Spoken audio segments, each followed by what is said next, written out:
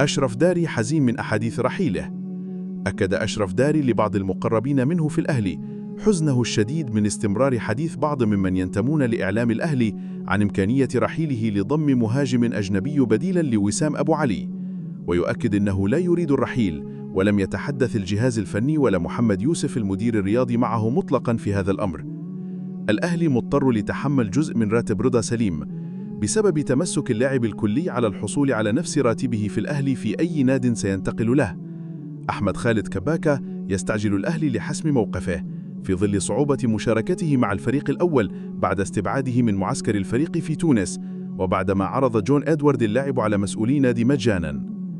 مدرب الاتحاد السكندري يعترض على ضم الجفالي. أحمد سامي مدرب الاتحاد السكندري يعترض بشكل كبير جدا على ترحب إدارة النادي السكندري بضم أحمد الجفالي جناح الزمالك لكثرة إصابات اللاعب، ويؤكد أنه ليس في حاجة للاعب مطلقا. الزمالك يؤكد أن عرض صبحي غير مناسب. نادي الزمالك يؤكد أن العرض الذي وصل لمحمد صبحي من السعودية هو عرض من أحد أندية الدرجة الثانية، وعرض غير مناسب ماليا. مجدي عبد الغني يهاجم إدارة بتروجيت. يهاجم مجدي عبد الغني إدارة نادي بتروجيت بسبب رفض رحيل حامد حمدان لنادي الزمالك وعدم احترام رغبة اللاعب الفلسطيني، ويؤكد لهم بأن عصر العبودية انتهى، ويحرض اللاعب على الهروب، ويؤكد بأنه إذا لم يتركه بتروجيت ويستفيد من ورائه سيسافر ليلعب في أي ناد خارج مصر ثم يعود مجدداً للنادي الذي يريده سواء نادي الزمالك أو غيره، ونادي بتروجيت وقتها لن يستفيد أي شيء. اتحاد الكرة يسابق الزمن لسداد مستحقات الحكام. اتحاد الكرة يسابق الزمن لصرف مستحقات الحكام قبل انطلاق الموسم الجديد من بطولة الدوري لتجنب تشتت تركيزهم. بيراميدز يتفاوض لضم لوكاس ريبيرو كوستا.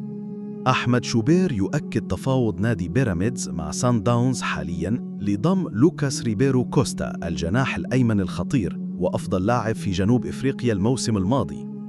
أهلي جدة لديه تحفظات على السوبر السعودي. تحفظات كبيرة جدا في أهلي جدة السعودي على المشاركة في بطولة السوبر السعودي بدلا من الهلال، وذلك بسبب عدم الجاهزية الفنية وعدم حسم الصفقات الجديدة حتى الآن، وكذلك رغبة النادي في التركيز على بطولة الدوري والبطولات القارية الأخرى مثل الانتركونتيننتال وبطولة آسيا. مانشستر سيتي يقدم عرضا لضم دييغو كوستا. مانشستر سيتي يقدم عرضاً بقيمة 60 مليون يورو لنادي بورتو البرتغالي للحصول على حارسه دييغو كوستا حارس المنتخب البرتغالي بعد تألقه الكبير الموسم الماضي.